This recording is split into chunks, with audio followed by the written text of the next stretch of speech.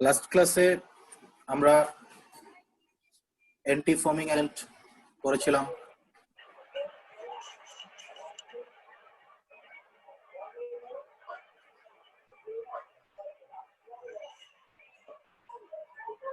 হ্যাঁ, লাস্ট ক্লাসে কি পড়ছিলাম?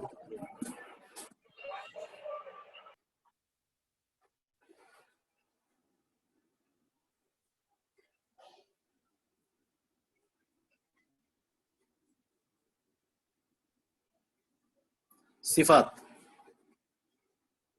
Last sir. ক্লাসে কোন পর্যন্ত পড়েছিলাম? স্যার অ্যান্টি ফোমিং পর্যন্ত স্যার, লাস্ট পর্যন্ত। লাস্ট ক্লাস, আচ্ছা। অ্যান্টি ফোমিং কি ছিল? স্যার অ্যাফিনিটি আর সাস্টেইনেবিলিটি পর্যন্ত পড়ছি।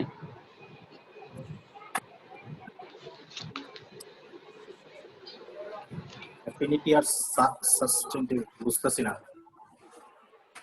স্যার আজকে আমাদের স্যার ক্যারিয়ারের যে একটা ছিল স্যার, ওখান থেকে শুরু করবেন বলছিলেন। স্যার ক্যারিয়ার ইন শুরু ডিসপার্স করবো, আগে ডাইং। আমাদের তার স্যার পলিয়েস্টারকে আরে সেটা ডিসপোজ তো- ডাই দ্বারা ডাই, পলিয়েস্টারকে ডিসপোজ ডাই দ্বারা ডাই, ওই অতটুকু পর্যন্ত পড়ছিলাম আমরা। হ্যাঁ, সেটা তো পড়বো। লাস্ট ক্লাসে কি পড়ছি সেটা একটু বলো, পড়া নেই।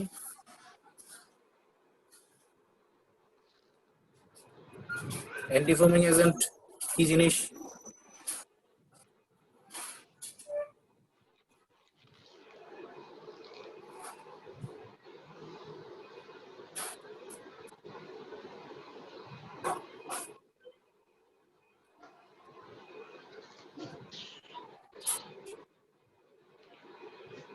স্যার অ্যান্টি ফোমিং এজেন্টটা হচ্ছে স্যার যেটা কোনো সলিউশনে স্যার ফেনা বা ফোম তৈরি হতে বাধা দেয়।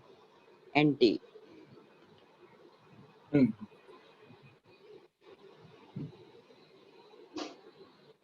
আর কি বলছি? আর পাশাপাশি স্যার ডিফোমিংটা আর- বলছিলেন, ডিফোমিংটা স্যার ফোমটা ভেঙে দেয়। আর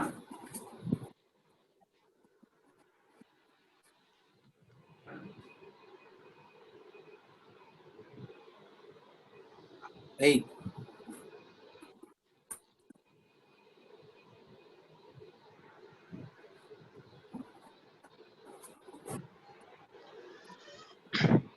স্যার একটা বলছিলেন যে স্যার একটা হচ্ছে বাধা দেয়, মানে ফোম উৎপন্ন হইতেই দেয় না, আর একটা হচ্ছে ফোম উৎপন্ন হইলে সেটা ভেঙে দেয়। স্যার অ্যান্টি সম্ভবত স্যার হুম উৎপন্ন হইতে দেয় না, আর ডিফোমিংটা ভেঙে দেয়। হুম ওকে, আচ্ছা এইটুকু জানলে চলবে। আর পড়েছিলাম এইচএলভি ভ্যালু সারফেক্ট্যান্টের জি স্যার। কোনগুলো জি স্যার। অ্যান্টিফোমিং এজেন্ট হিসেবে কাজ করে, কোনগুলো স্যার। ওয়েটিং এজেন্ট স্যার হিসেবে কাজ করে। 1 থেকে 3 উৎপন্ন স্যার, হতে যায় না স্যার। 1 থেকে 3 যদি এসএলডি যদি 1 থেকে 3 হয় মান, পিএস মান, তখন তার উৎপন্ন হতে যায় না। স্যার একটা স্লাইড দেখাচ্ছিলেন। অ্যান্টিফোমিং এজেন্ট হিসেবে কাজ করে। জি স্যার। হুম হুম লাস্টেরটা হচ্ছে মানে ঠিক আছে। লাস্ট পর্যন্ত স্যার। ওকে, ঠিক আছে, এনাফ ফর ইউ লেভেল, তোমার লেভেলের জন্য যথেষ্ট। এগুলা মাথায় রাখবো আর কি।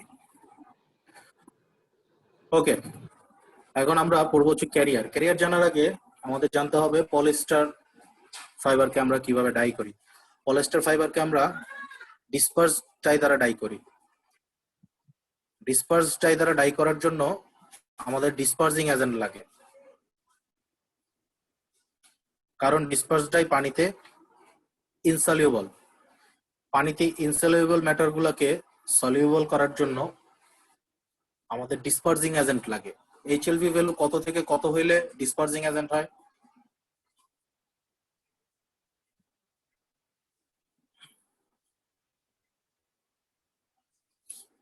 এইচএলভি ভ্যালু কত থেকে কত হইলে তারা ডিসপার্সিং এজেন্ট?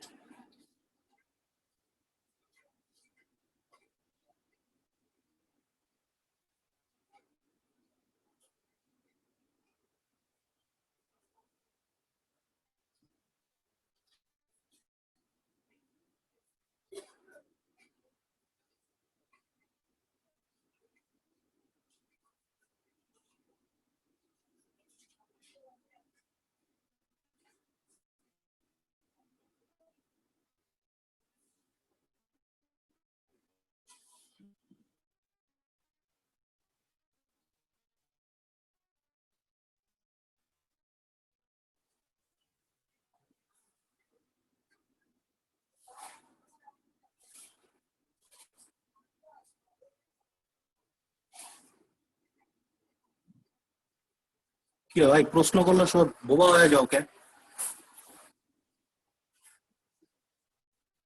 সারা রামায়ণ পড়ে সকালবেলা সীতাকার বাপ এটাও কইতে পারে না।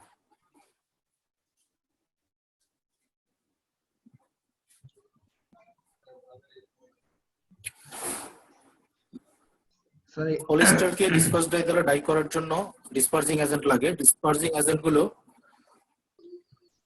ডিসপার্স ডাইকে ওয়াটারের মধ্যে ডিসপার্স করে রাখে, ছড়িয়ে রাখে, স্প্রেড করে দেয়। এখন পলিস্টারকে ডিসপার্স ডাই দ্বারা ডাই করার জন্য পদ্ধতি দুইটা। একটা হচ্ছে হাই প্রেসার হাই টেম্পারেচার পদ্ধতি, আরেকটা হচ্ছে ক্যারিয়ার মেথড।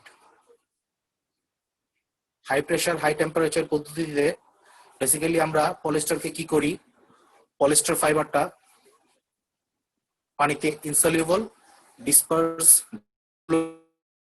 ইনসলিউবল। পলিস্টার ফাইবারের মধ্যে সলিউবল, কারণ পলিস্টারটাও লিপিড, লিপোফিলিক, ডিসপার্স ডাইটাও লিপোফিলিক। পলিস্টারটাকে যখন আমরা টিজিতে নিয়ে যাব তখন ডিসপার্স ডাই পলিস্টারের প্রতি অ্যাফিনিটি আছে, সে পলিস্টারের গায়ে লাগবে এবং যখন টিজিতে পৌঁছে যাবে তখন তার ভিতরে চলে যাবে, দ্রবীভূত হয়ে যাবে। টিজি হচ্ছে এমন একটা স্টেট 130 ডিগ্রি সেলসিয়াস 135 ডিগ্রি সেলসিয়াসে টিজিতে পৌঁছায়। টিজি হচ্ছে এমন একটা স্টেট যে স্টেটে ম্যাটেরিয়াল, সলিড এবং লিকুইড দুইটা ফেসেই কাজ করে। তার মধ্যে সলিডের ক্যারেক্টারিস্টিক্সও আছে, লিকুইডের ক্যারেক্টারিস্টিক্সও চলে আসে এবং ম্যাটেরিয়ালটা গ্লাসি স্টেট থেকে রাবারি স্টেটে চলে যায়। যেহেতু সে লিকুইডের মতো আচরণ করে, সো ডিসপার্স ডাইটা তার মধ্যে ঢুকে যায় এবং এরপরে যখন আমরা এটাকে টিজি থেকে নামায় নিয়ে আসবো, গ্লাস ট্রানজিশন টেম্পারেচারের নিচে নিয়ে আসবো, তখন সে কমপ্লিট সলিড হয়ে যাবে। তখন তার মধ্যে আর লিকুইডের গুণাবলীটুকু থাকবে না, ফলে ডাইসটা ফাইবারের মধ্যে ঢুকে আটকে যাবে। এখন যেহেতু তার মধ্যে লিকুইডের ক্যারেক্টারিস্টিক্স নাই, সো বেরোতে পারবে না। ক্লিয়ার? এই পদ্ধতিকে আমরা বলতেছি হাই টেম্পারেচার ডাইং পদ্ধতি। আর ক্যারিয়ার দিলে কি হয়, ক্যারিয়ার দিলে এই 130-35 ডিগ্রি সেলসিয়াস লাগে না। ক্যারিয়ার দিলে আমরা যেই পরিমাণ ক্যারিয়ার দিব সেটার উপর বেস করে তার টিজিটা নিচে নেমে আসবে। ক্যারিয়ার যদি খুব বেশি দেই তাহলে টিজি আমরা 60 ডিগ্রি সেলসিয়াস পর্যন্ত নামাতে পারি। আমরা এত নামাই না, আমরা 90 অথবা 80 ডিগ্রি সেলসিয়াসে রাখি, অল্প পরিমাণে ক্যারিয়ার মিশাবো। ক্যারিয়ার মিশালে যেহেতু তার টিজিটা নেমে আসে, সেহেতু 80-90 ডিগ্রি সেলসিয়াসই সে টিজিতে পৌঁছে যাবে এবং ডিসপার্স ডাইটা ফাইবারের মধ্যে ঢুকে যাবে। এরপরে যখন আমরা ফ্যাব্রিকটাকে নর্মাল টেম্পারেচারে নিয়ে আসব, তখন ক্যারিয়ার গুলো সব উদ্দায়ী পদার্থ, তারা বাতাসে চলে যাবে এবং ফাইবারটা নর্মাল হয়ে যাবে আর ডাইস গুলো ফাইবারের মধ্যে আটকে যাবে। ক্লিয়ার? জি স্যার। স্যার ক্যারিয়ার হিসেবে আমরা কি কি ইউজ করতে পারি? ক্যারিয়ার হিসেবে আমরা ইউজ করি ফেনোলিক ম্যাটেরিয়াল গুলা, ফিনাইল ফেনল।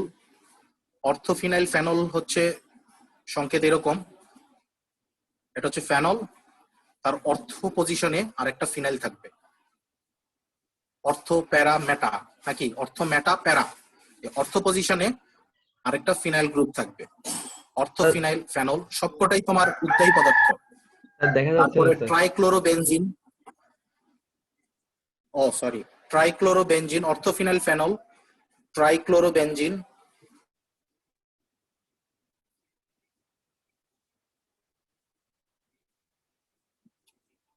অথবা অনলি বেনজিন, এই টাইপের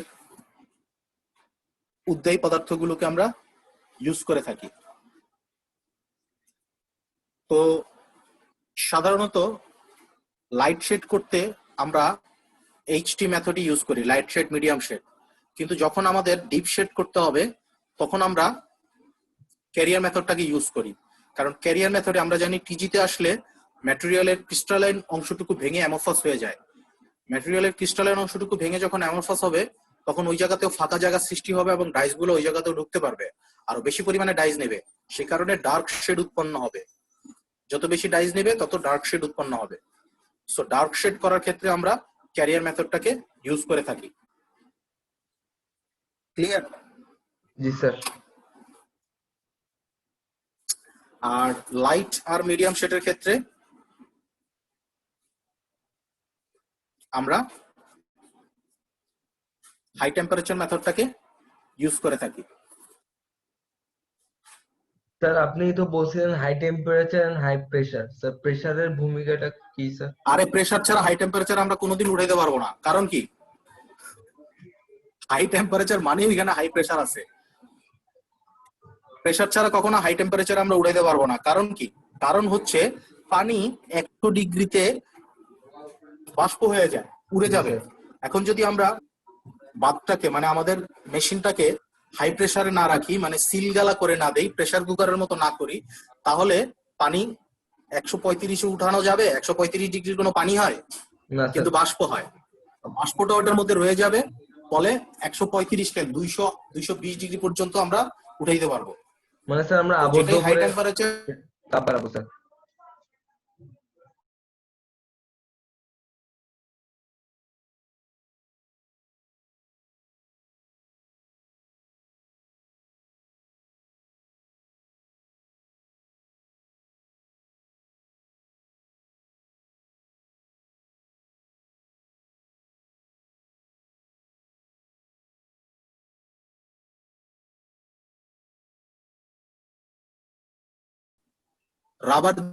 রাবার দেওয়া থাকে। প্রেসার কুকারে যেরকম একটা কালো রাবার দেখো না, জি স্যার। সরি স্যার আমার নেট চলে গেছিল। ওই রকম থাকে, ওই রকম রাবার থাকে। ক্লিয়ার? জি স্যার। মুখটা যেখান দিয়ে ফ্যাব্রিক বা লোড করা হয় সেই জায়গাটা দেখলেই বুঝতে পারবে এটা হাই টেম্পারেচার হাই প্রেসার নাকি নরমাল। ঠিক আছে?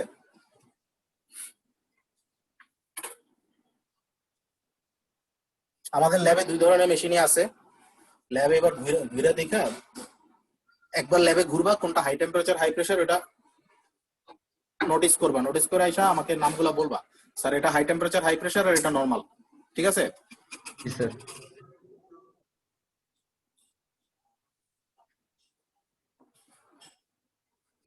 ওকে, ক্যারিয়ারের সম্পর্কে এইটুকু জানলেই যথেষ্ট।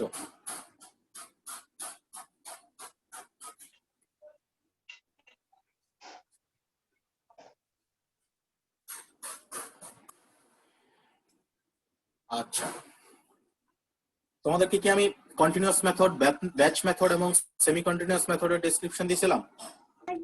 না স্যার। না স্যার। আচ্ছা, ডাইং এর মেশিন গুলা আসলে 3 ধরনের, ডাইং প্রসেস গুলা মেশিনের ভিত্তিতে আসলে 3 প্রকার হয়। একটা হচ্ছে কন্টিনিউয়াস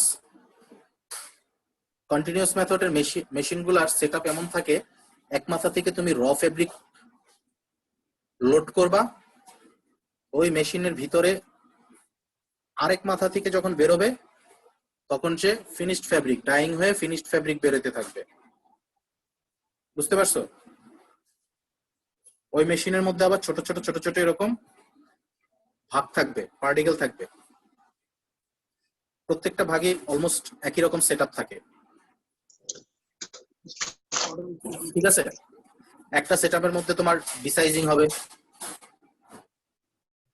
ডিসাইজিং কি জিনিস বলছিলাম? আরেকটা সেটআপের মধ্যে স্কাউরিং ব্লিচিং হবে।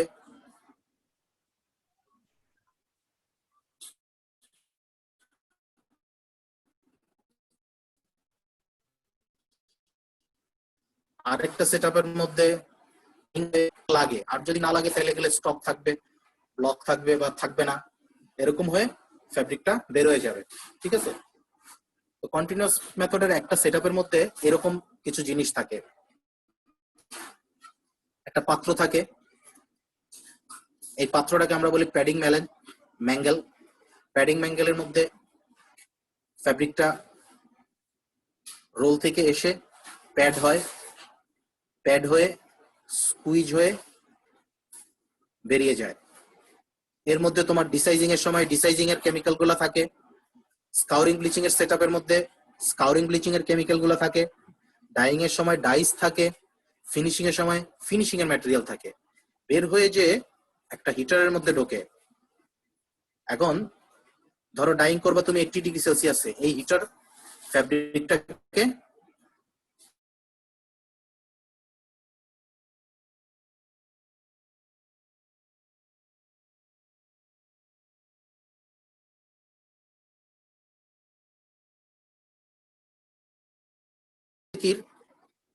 বক্সের ভিতরে প্রবেশ করে।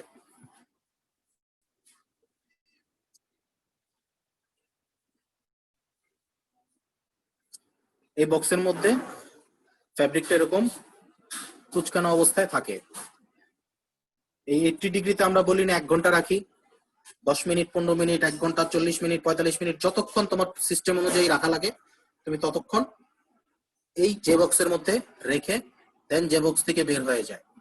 যে বক্স থেকে বের হওয়ার পরে আরেকটা প্যাডিং ম্যাঙ্গেলের চেয়ে বড় আকৃতির বাথের মধ্যে ঢোকে। ওই বাথের মধ্যে সে ওয়াশ হয়ে আবার স্কুইজ হয়ে বের হয়ে পরবর্তী বক্সে চলে যায়, পরবর্তী সিস্টেমে চলে যায়। এই যে এক একটা বক্স আঁকছি না, এই এক একটা বক্সের মধ্যে আসলে এই ধরনের এক একটা সিস্টেম থাকে। ক্লিয়ার?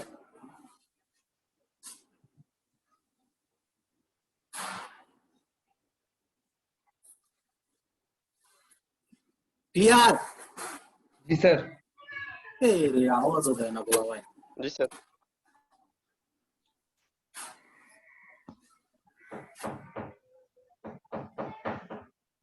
আর ব্যাচ মেথডের মধ্যে যেটা হয়, ফ্যাব্রিকটা এরকম রোল থাকে না, রোল থেকে তোমার মেশিনের ক্যাপাসিটি অনুযায়ী, ধরো মেশিন আছে 750 কেজির, ওই রোল গুলাকে ভেঙে 750 কেজির একটা ব্যাচ তৈরি করে। 750 কেজির ব্যাচ তৈরি করতে হলে যতটুকু কাপড় লাগে ওটা ওয়েট মেশিনে উঠায় ব্যাচ তৈরি করে।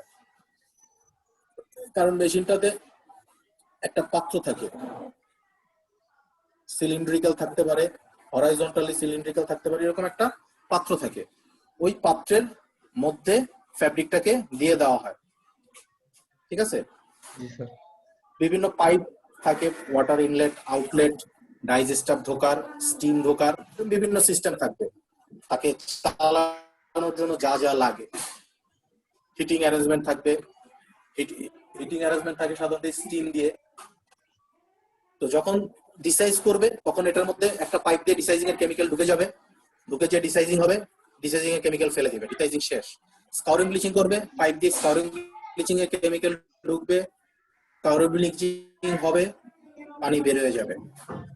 ডাইং করবে, ডাইং এর কেমিক্যাল ঢুকবে, ডাইং হবে, বের হয়ে যাবে। ফ্যাব্রিক ওই বাতের ভিতরেই থাকে, একটার পর একটা প্রসেস চলতে থাকে। যখন সব প্রসেস শেষ তখন ফ্যাব্রিকটাকে এখান দিয়ে একটা মুখ থাকে, যে মুখ দিয়ে ঢুকায়, ওই মুখ দিয়ে আনলোড করে ফেলে, আনলোড করে শুকায়া সাপ্লাই দেয়।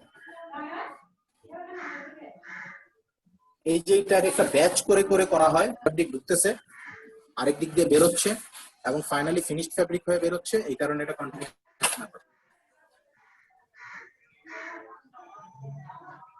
ক্লিয়ার? জি স্যার। জি স্যার।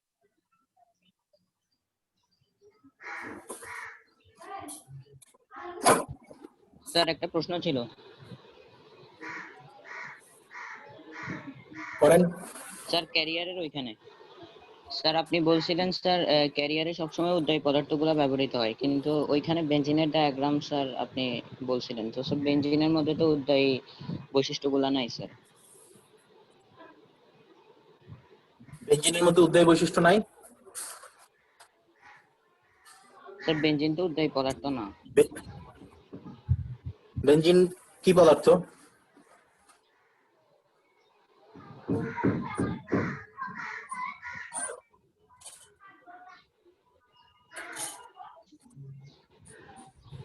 বেনজিন কত ডিগ্রি সেলসিয়াসে বাষ্পীভূত হয়?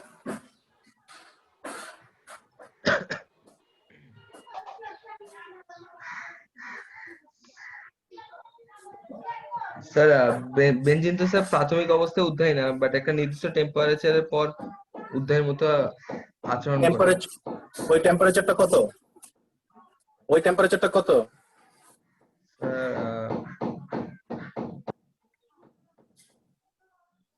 Sir 170 degree.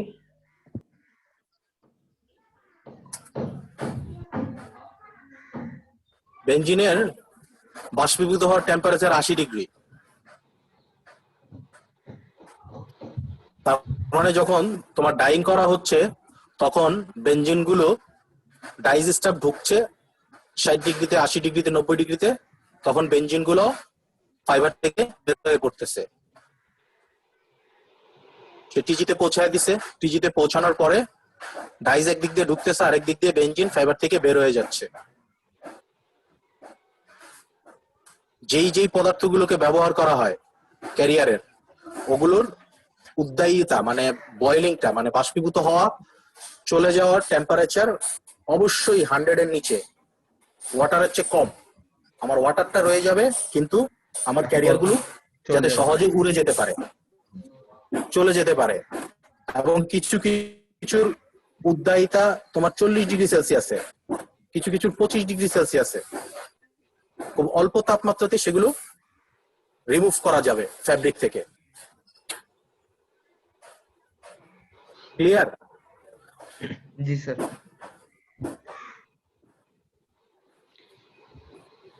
স্যার আচ্ছা, কন্টিনিউয়াস এর ব্যাচ ক্লিয়ার হইছো? এগুলা জানতাম, বাট বেনজিনেরটা জানা ছিল না স্যার। আরে বাপ রে বাপ, ভুলে গেছি। উদ্দায়ী হইতেছে গিয়ে সলিড থেকে ডাইরেক্ট বাষ্পীভূত হয়ে যায়, আর এগুলো আসলে সলিড থেকে বাষ্পীভূত হয় না, এগুলা সব লিকুইডই থাকে। ভুলে গেছি রে বাপ। মানে এগুলার ইয়া হইতে হবে, মানে কি কয় তোমার, বাষ্পীভূত হয় এগুলো সব লিকুইড।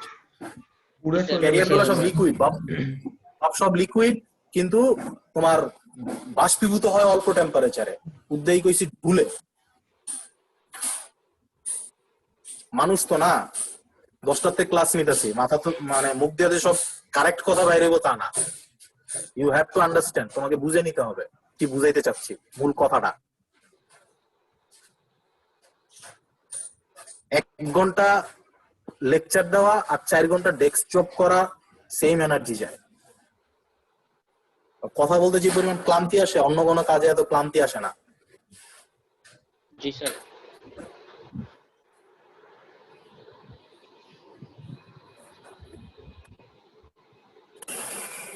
আচ্ছা, কন্টিনিউয়াস এর ব্যাচ মেথড ক্লিয়ার? জি স্যার। ওকে, এখন আমরা যেটা পড়বো ওটার নাম হচ্ছে মাইগ্রেশন ইনহিবিটর।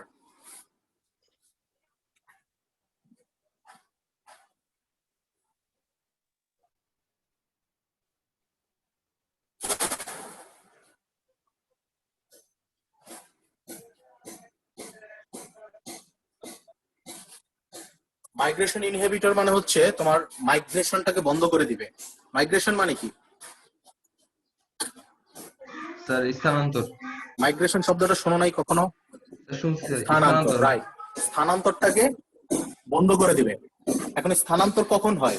এই দেখো, ব্যাচ মেথডে তো লিকার ফ্যাব্রিকটাকে ডুবায় রাখে, রাইট? জি স্যার। কিন্তু কন্টিনিউয়াস মেথডে দেখো লিকার নিচ্ছে, নেওয়ার পরে সে বিভিন্ন সময় বিভিন্ন উঁচা নিচা আঁকা বাঁকা পথে যাচ্ছে না? এখন যখন যে বক্সে থাকবে বা আদার্স, এখানে তো তোমার সমান্তরাল ভাবে আছে, এই যে এখানে উঁচা হয়ে যাচ্ছে, তাইলে এই যে লিকুইডটা সে নিচে, তার মধ্যে লিকুইডটা নিচের দিকে নামতে চাইবে না, উপরের দিকে লিকুইড কমে যাবে আর নিচের দিকে লিকুইড বেশি থাকবে। খুব বেশি লিকুইড হইলে ফোটায় ফোটায় টপ টপ করে পড়বে। আর এই যে এইখানটাতে যে এরকম ভাঁজ ভাঁজ হয়ে আছে, দেখা যাবে এই ভাঁজের মধ্যে আইসা লিকার গুলো জমে যাবে, আর উঁচা জায়গাগুলোতে লিকার কম থাকবে, আবার ভাঁজের মধ্যে এসে লিকার গুলো জমে যাবে। এই জিনিসটাকে বলে মাইগ্রেশন। তখন কি দেখা যাবে, তোমার ফিনিশড ফ্যাব্রিকটার মধ্যে যে যে জায়গায় ভাঁজ খাইছে ওই জায়গায় ডাইস বেশি ডার্ক, আর যে যে জায়গাগুলোতে ভাঁজ খায় নাই উঁচা আছে ওই জায়গাগুলোতে ডাইস কম মাইগ্রেশন করছে, এরকম হবে না? জি স্যার। কিন্তু এরকম যাতে না হয় এই কারণে এই লিকারটার ভিসকোসিটিকে বাড়ায় দেওয়া হয়, ঘনত্ব বাড়ায় দিব। মাইগ্রেশন ইনহিবিটর গুলার কিছুই না, ভিসকোসিটি বাড়ায় দেয়, ঠিক করে থিকেনার। এটাকে আমরা প্রিন্টিং এ আবার থিকেনার বলে ডাকি। একই কেমিক্যাল এক এক জায়গায় এক এক নামে ডাকি, যেমন যেটাই ওয়েডিং এজেন্ট সেটাই ডিসপার্সিং এজেন্ট, একই। ওয়েট করার লেগা ব্যবহার করলে ওয়েডিং এজেন্ট ডাকি, ডিসপার্স করার লেগা ব্যবহার করলে ডিসপার্সিং এজেন্ট ডাকি। কেমিক্যাল যারা তৈরি করে ওরা এরকম নাম দিয়ে দিয়ে,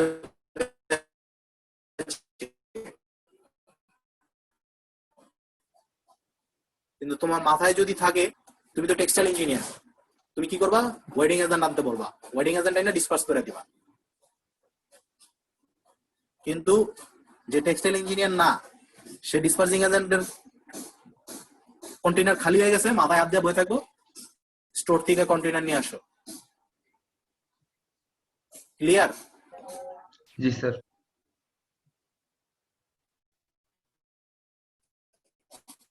জি স্যার। এরপর দেখবা ফিক্সিং এজেন্ট আর ক্রস লিঙ্কিং এজেন্ট একই জিনিস। কেমিক্যাল লিঙ্কিং এজেন্ট চাবা দিবে, আবার ফিক্সিং এজেন্ট চাইলে একই জিনিস আলাদা প্যাকেটে ভরে দিয়ে দিবে। তো তুমি যদি জানো যে দুইটা একই জিনিস, তখন দুইটাকে একটা না থাকলে আরেকটাই দিয়ে ইউজ করে ফেলবা। সুপারভাইজারও এটা জানবে না, ডিপ্লোমা পোলাবানো জানবে না, আর যারা টেক্সটাইল ইঞ্জিনিয়ার না তারাও জানবে না। আচ্ছা, মাইগ্রেশন ইনহিবিটর হিসেবে আমরা আসলে এটা ভিসকোসিটিটা বাড়ায় দিই থিকেনার দিয়ে। ভিসকোসিটিটা বাড়ায় দিলে কি হবে? সে আর আগের মতো মাইগ্রেশন করবে না। যত ভিসকোসিটি বেশি হবে তত মাইগ্রেশন করবে না। আবার যদি ভিসকোসিটি খুব বেশি হয়ে যায় তাহলে কিন্তু আবার ফাইবারের মধ্যে প্রবেশ করবে না। সো একটা লেভেলে রাখতে হবে আমাদের ভিসকোসিটিটা, যাতে মাইগ্রেশনটাও বন্ধ করা যায়, আবার ফ্যাব্রিকের ভিতরে ডাইস ঢুকে। ক্লিয়ার? জি স্যার। আমি যে শীটটা দিছি, শীটটা আমি পড়ানোর পর পর পড়ে ফেলবা। ওকে? মাইগ্রেশন ইনহিবিটর হিসেবে নির্দিষ্ট ভিসকোসিটি ভ্যালু কি আছে? কোন নির্দিষ্ট ভিসকোসিটি আবার ভ্যালু কি বলো। আছে স্যার? অবশ্যই নির্দিষ্ট ভিসকোসিটি ভ্যালু আছে।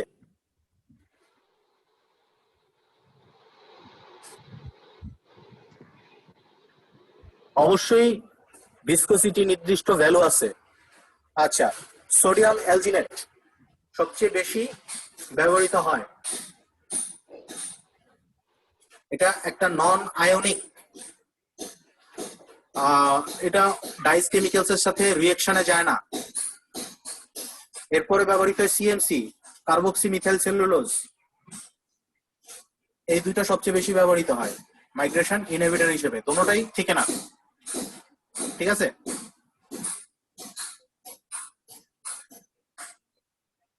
এরপরে বলতেছিলাম ডাই ফিক্সিং এজেন্ট। ওই যে ক্রস লিঙ্কিং এজেন্ট গুলো, ওগুলাই dye fixing agent. Cross linking agent হিসেবে ব্যবহৃত হয় প্রিন্টিং এর সময়, আর ডাইং এর সময় আমরা এটাকে ডাইং ফিক্সিং এজেন্ট বলি। বিভিন্ন ধরনের ডাই ফিক্সিং এজেন্ট আছে, এর মধ্যে ক্রস লিঙ্কিং এজেন্টটা একটা। মেটাল সল্ট দিয়েও কিছু কিছু ডাই ফিক্সিং করা হয়, ক্যাটায়নিক সারফেক্টেন্ট দিয়েও কিছু কিছু ডাই, অ্যানায়নিক ডাইগুলোকে ফিক্সিং করা হয়। ডাই ফিক্সিং গুলোর কিছুই না, this fixes the dyes to the fiber permanently. ফাইবারের মধ্যে পার্মানেন্টলি ডাইটাকে ফিক্স করে ফেলে, so that their fastness properties improve. তাদের ফাস্টনেস প্রপার্টিজটা বৃদ্ধি পায়। ফাস্টনেস প্রপার্টিজ কি জিনিস জানো? না স্যার। একটা ডাই ফাইবারের মধ্যে লেগে থাকার প্রবণতা হচ্ছে ফাস্টনেস, ধুইলে উঠে যাবে না, এটা হচ্ছে ওয়াশ ফাস্টনেস। কিছু কিছু ডাইস আছে ধুইলে বারবার কাপড়ের রং উঠতে থাকে, তো যেটার ফাস্টনেস ভালো, ওয়াশ ফাস্টনেস ভালো, সে ধুইলে কাপড় থেকে উঠবে না। ওয়াশ ফাস্টনেস কাদের ভালো? যারা ফাইবারের সাথে ভালো মতো ফিক্সড হয়ে আছে। এর মধ্যে ক্যাটায়নিক ফিক্সিং এজেন্ট গুলো হচ্ছে সারফেক্টেন্ট, ক্যাটায়নিক সারফেক্টেন্ট। আমাদের ম্যাক্সিমাম ডাইস গুলা থাকে অ্যানায়নিক। ডিলেক্সি মানে ডাইস, মাইনাস মানে হচ্ছে অ্যানায়নিক। এর মধ্যে আছে তোমার reactive dyes, direct dyes, vat dyes, সহ, এই তিনটা তো ফ্যাক্টরিতে খুব বেশি ইউজ হয়, সহ আদার্স আরো অনেক ডাইস। ক্যাটায়নিক ডাইস আছে শুধুমাত্র বেসিক ডাইস, অ্যাসিড ডাইস ও অ্যানায়নিক। শুধুমাত্র বেসিক ডাইস ক্যাটায়নিক। আর এই যে ডিসপার্স ডাই, এটা নন আয়নিক, 0 দিয়ে দিলাম, নন আয়নিক ডিসপার্স ডাই। এই যে একটু আগে পলিস্টারের ডাই শিখলাম না, জি স্যার। ডিসপার্স ডাই দিয়ে, ওইটা নন আয়নিক, ওর কোনো আয়ন নাই, ঠিক আছে। তো ম্যাক্সিমাম ডাইস যেহেতু আমার অ্যানায়নিক, এই অ্যানায়নিক ডাইস গুলাকে আমরা ফিক্সড করি ক্যাটায়নিক সারফেক্টেন্ট দিয়ে। এরা কি করে, একটা কমপ্লেক্স তৈরি করে, কমপ্লেক্স তৈরি করে মলিকুলার ওয়েটটা বেড়ে যায়, ফলে ফাইবার থেকে মলিকুলটা বের হইতে পারে না। মেটাল সল্টও তাই করে। মেটাল সল্টও ডাইজের সাথে একটা মেটাল কমপ্লেক্স তৈরি করে, ফলে মলিকুলার ওয়েট বের হয়ে যায়, ফাইবার থেকে ডাইসটা আর ইজিলি বের হয়ে আসতে পারে না। আর ক্রস লিঙ্কিং এজেন্ট গুলো কি করে, ক্রস লিঙ্কিং এজেন্ট গুলোতে আসলে 2টা কি 3টা হাত থাকে, একটা হাত দিয়ে তারা ফাইবারের সাথে রিঅ্যাকশন করে ফাইবারকে অ্যাড করে, আর বাকি 2টা হাতের মধ্যে 2টা ডাই মলিকুলকে অ্যাড করে নেয়। এইভাবে এক একটা ক্রস লিঙ্কিং এজেন্ট 2টা ডাইজ মলিকুলকে ফাইবারের সাথে অ্যাটাচ করে দেয়।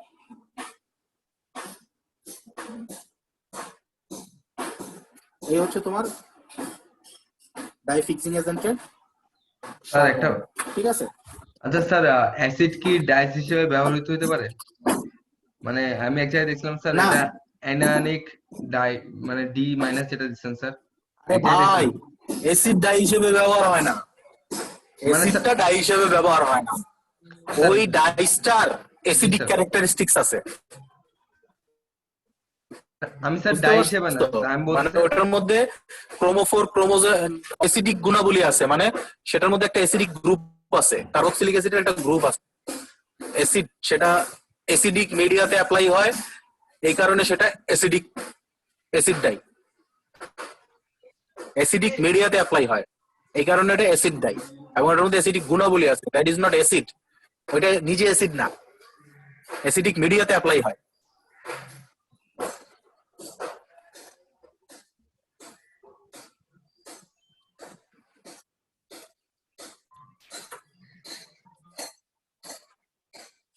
ক্রোমোফোর ছাড়া কোনো কিছু ডাই হয় না, কালারফুল হয় না। ক্রোমোফোর ছাড়া কোনো কিছু কালারফুল হয় না। আর ক্রোমোফোর হইতে হলে তার মধ্যে আনস্যাচুরেটেড হাইড্রোকার্বন থাকতে হবে, আনস্যাচুরেটেড বন্ড থাকতে হবে, মানে দ্বিবন্ধন বা ত্রিবন্ধন থাকতে হবে, এবং কনজুগেটলি পাশাপাশি 5টা, কিটা বলছিলাম ইহা পড়াইছিলাম ডাইস কিভাবে হয়। ভাই এত রেসপন্স করতে দেরি হয় কেন? স্যার স্যার নেটওয়ার্কে একটু সমস্যা হচ্ছে, আপনার কথা স্যার কেটে কেটে আসতেছে। কেটে কেটে আসলে আজকে এই পর্যন্তই থাক। জি স্যার।